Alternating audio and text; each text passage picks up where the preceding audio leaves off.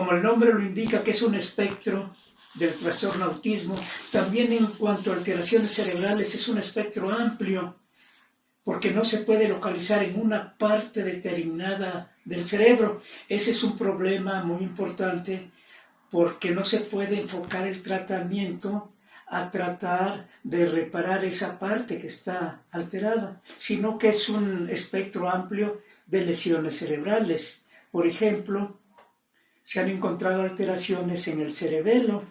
En el cerebelo, sobre todo en algunas células que se llaman de Purkinje, cambian sus características.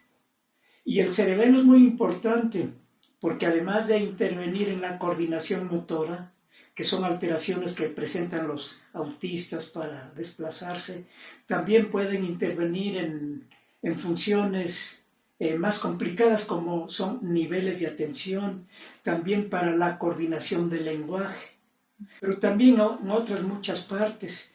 Tienen alteraciones en el sistema límbico.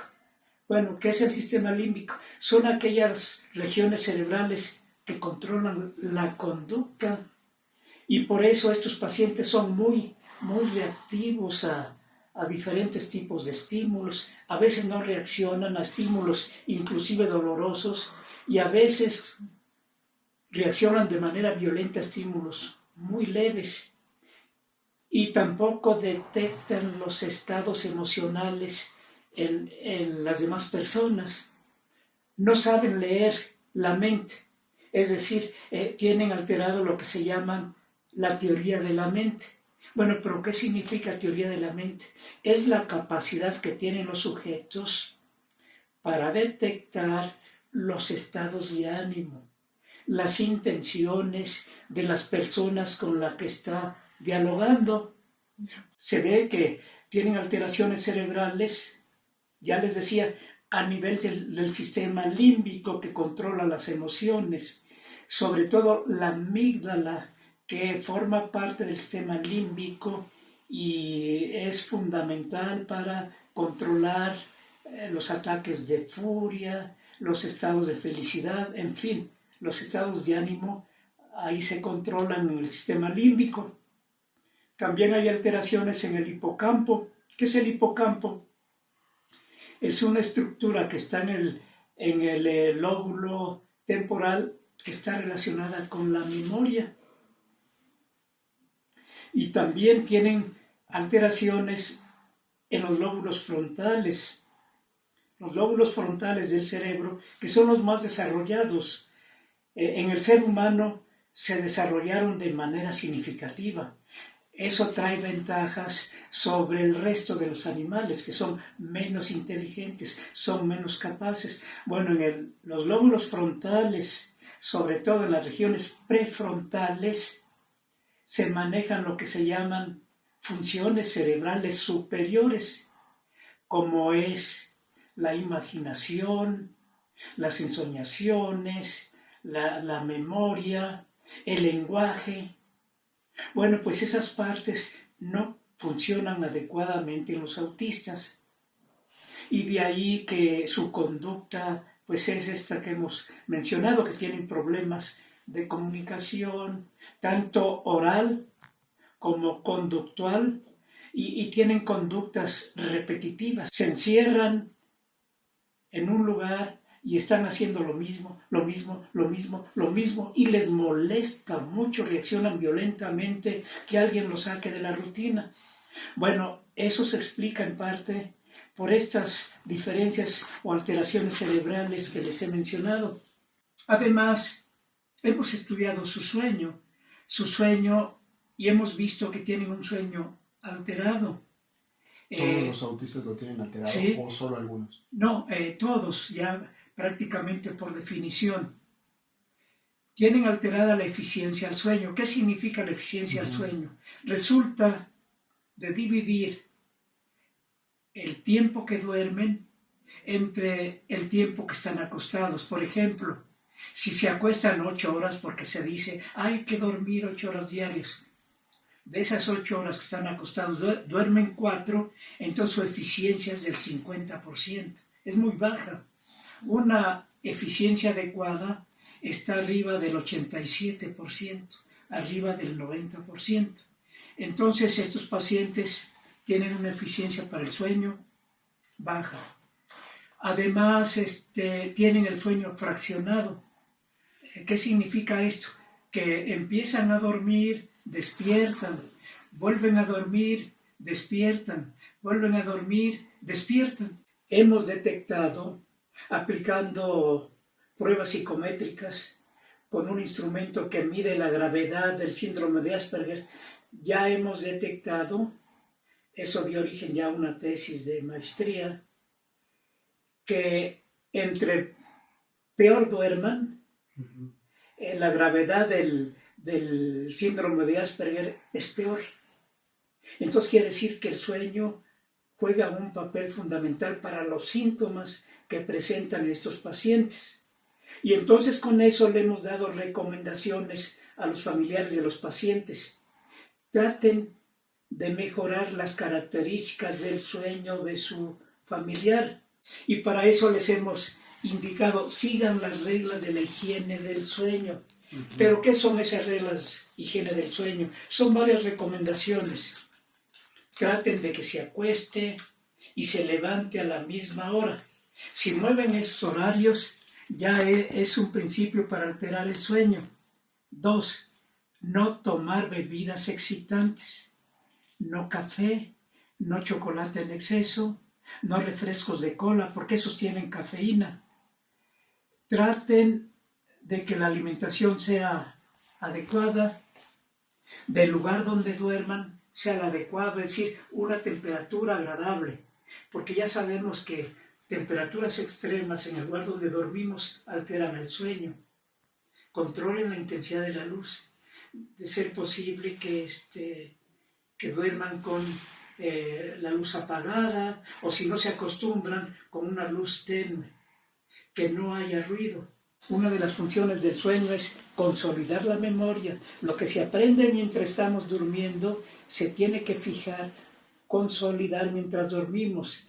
Y la capacidad de aprendizaje también es importante, el dormir bien. Entonces se altera aprendizaje, memoria, se altera el estado de ánimo. Si no duermen bien, las personas se vuelven irritables, se deprimen fácilmente. Lo que sí hablaba hace rato de la serotonina, que está alterada su liberación. Y la serotonina forma parte de la regulación del ciclo vigilia-sueño. Cuando menos desde el punto de vista neuroquímico está esa alteración. Y además la serotonina forma parte de los mecanismos que regulan el dolor. Posiblemente eso explique por qué estos pacientes reaccionan de manera anormal ante el dolor. A veces pueden caer, van corriendo, se fracturan y no reaccionan con el dolor intenso que normalmente debería de estar presente, como si nada. O a veces cualquier pellizquito los hacen que reaccionen violentamente, como si les hubieran cortado de manera significativa. Ahí puede ser porque estos mecanismos que regulan el dolor no funcionan adecuadamente. Algunas madres gestantes que están enfermas durante el embarazo, al tomar medicamentos, coincide con que su niño es autista. ¿Y qué medicamentos se han detectado? Antiepilépticos. Algunas madres embarazadas epilépticas que tienen que controlar su epilepsia, se ha detectado que el valproato o el ácido valproico está muy relacionado con la incidencia de autismo. Y así les puse como ejemplo un fármaco, pero seguramente hay mucho más sustancias que todavía no se detectan y que alteran el desarrollo normal del sistema nervioso y que puede estar vinculado al autismo. Tantos contaminantes que hay en el medio ambiente, sustancias que utilizan para lavar, asear la casa, para lavar los platos. No sabemos de qué manera puedan contaminar y alterar el desarrollo del feto. Sí, todavía hay mucho que estudiar. Entonces la comunicación conductual es sumamente importante para detectar más tempranamente la presencia del autismo posible e implementar las terapias adecuadas, aprovechar unas características que tiene el cerebro que se llama plasticidad. Hay que educar a la madre, porque es la que está en contacto con el niño, que note que el niño no le fija la mirada. Entonces ese es uno de los signos más iniciales, más primarios, de que el niño tiene problemas de comunicación. Desde la semana o tantos días después del nacimiento ya empieza la comunicación. No habla, pero es a través de la mirada, y después viene a través de la sonrisa, y después de la conducta motora estirando los brazos, o hasta dando manotazos. Una comida que no le gusta, no dice no me gusta, y hace así. Entonces es la conducta motora la que establece la comunicación, y esos son signos que indican que los sistemas de comunicación se van desarrollando adecuadamente. Pero este es problema de educación en el sector salud, que no lo manejan, sino que ya un poco tardíamente. Y a pesar de que hay un protocolo, no se sigue. ¿Qué cree que esté pasando? Bueno, ahí no le ponen, en parte, no le dan mucha importancia a los especialistas. 2, están saturados de trabajo que no se meten en esos detalles. Por ahí hay colegas que indican que no les da tiempo, algunos de ellos que concentran sus horas de trabajo nada más el fin de semana, ha llegado a ver a más de 150 pacientes en ese lapso, y por obligación. Entonces no le pueden dedicar mucho tiempo a cada paciente. A ver el que viene, antibióticos, si trae una pequeña gripita, antibióticos o analgésicos, pero no tienen tiempo para entrar en detalle, para detectar esto que estamos comentando y hacer recomendaciones. Desafortunadamente aquí también se ve cómo hay diferencias de tipo social. El que tiene dinero puede pagar un especialista, que cobra muchísimo, y ese sí le dedica mucho tiempo, porque necesita retener a los clientes, les da una atención personalizada. Pero la gran mayoría no tiene capacidad económica para recurrir con un especialista particular. Así que en el sector salud, llámese ISSSTE, Salubridad o IMSS, están así saturados. Excepcionalmente, quien tiene suerte puede tener atención más detallada. Diferenciar factores genéticos y factores medioambientales. Factores genéticos porque al ser gemelos tienen la misma carga genética. Los dos son autistas. ¿Son iguales? ¿El autismo de esos dos gemelos es igual? Los dos son autistas, bueno, se justifica, comparten el mismo tipo de genes, ahí está la parte genética. Pero sorpresa, después de interrogar a la madre con más detalle, sí nacieron el mismo día. Son cuates, así se les llama, o gemelos, pero no son idénticos. Son disigóticos. A los que comparten los mismos genes se les llama monocigóticos. Pero estos son disigóticos, son como cualquier hermano. Simplemente nacieron el mismo día, pero no comparten los genes. Sino que, entonces ahí no fue el factor genético. Entonces ahí fue el factor medioambiental. Los dos compartieron la placenta durante todo su desarrollo.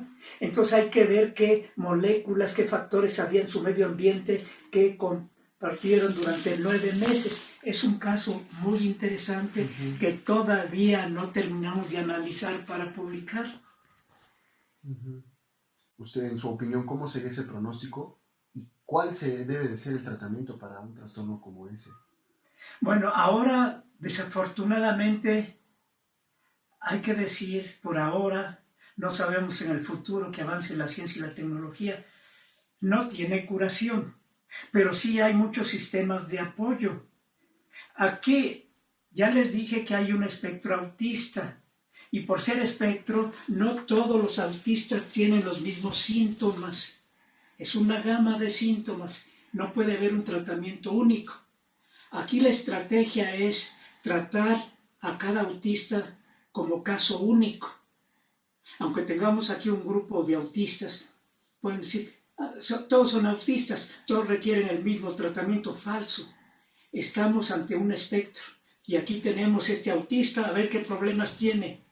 Tiene problemas sobre todo del lenguaje. Concéntrese en la terapia a mejorar el lenguaje. Este autista de alto rendimiento habla bien. Entonces, aquí la terapia hay que enfocarse en otras debilidades que tenga. Es muy necio, tiene pensamiento rígido, le falta imaginación. Entonces hay que buscar métodos para desarrollar, apoyar eso que le falta. Sí, entonces, para eso sirve hacer un buen diagnóstico, detectar de qué habilidades carece para tratar de desarrollarlas. En los casos que no se pueden testar a los niños, aplicarles pruebas como el ENI, el WIS, el ITPA, el Peabody, ¿qué escalas usted nos puede recomendar para que a través de la clínica, a través de la observación, nosotros podamos detectar cuadros de autismo? Sí, ahí desafortunadamente sí hay limitantes para aplicación de pruebas neuropsicológicas, porque en primer lugar no tienen la capacidad para entender las instrucciones. Miren, van a hacer esta tarea de esta manera.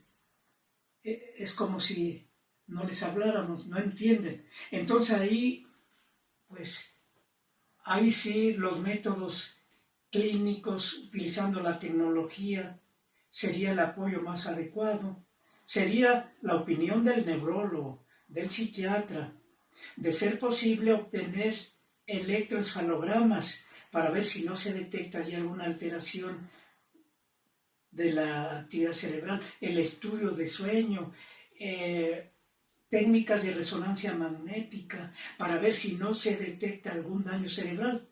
Entonces sí, cuando no hay comunicación para aplicar psicometría, pues hay que recurrir a la opinión de los neurólogos, psiquiatras y lo que nos da la tecnología. Por ahora no se puede ir más allá. Hay personas que o hemos escuchado personas que nos dicen que hay fármacos para curar el autismo, o hay medicamentos que se les da a los chicos. ¿Hacia dónde va esta parte farmacológica en las personas con autismo? ¿Qué es lo que se pretende, no? Atacar y bueno, sabemos que el autismo no se cura. ¿Usted qué nos puede decir? Bueno, ahí se enfoca el tratamiento a controlar los síntomas, pero no para curar el autismo. Por ejemplo, si un autista es muy irritable, hay algunos hiperactivos, pues se le dan fármacos para tranquilizarlo, no para curar el autismo, sino para controlar esos síntomas. Algunos con actividad epileptiforme nunca llegan a desarrollar epilepsia, otros sí. Entonces por eso ahí hay un dilema, que de una vez se le dé antiepilépticos o no. La recomendación sería no, nada más hay que estar en observación, porque la probabilidad que le dé algún ataque pues es relativamente elevada, pero no darle fármaco antiepiléptico, porque como ya saben, todo fármaco que se utiliza para controlar una enfermedad tiene efectos colaterales nocivos.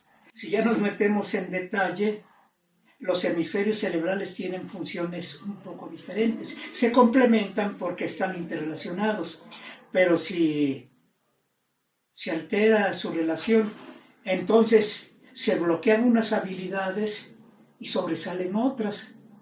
Por ejemplo, se sabe que las habilidades pictóricas, las panorámicas, son controladas por el hemisferio derecho, como en el caso de este super sabio que puede dibujar ciudades. Y se libera en un momento determinado porque el hemisferio izquierdo lo está controlando.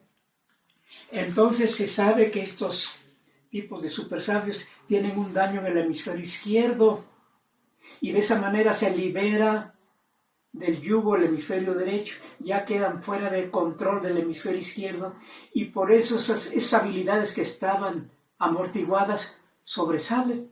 En contraste, pues no manejan las habilidades que tiene el hemisferio izquierdo, como es el lenguaje, tienen problemas de lenguaje. Entonces, de esa manera se ha detectado cómo ciertas regiones cerebrales se liberan del control de otras regiones cerebrales.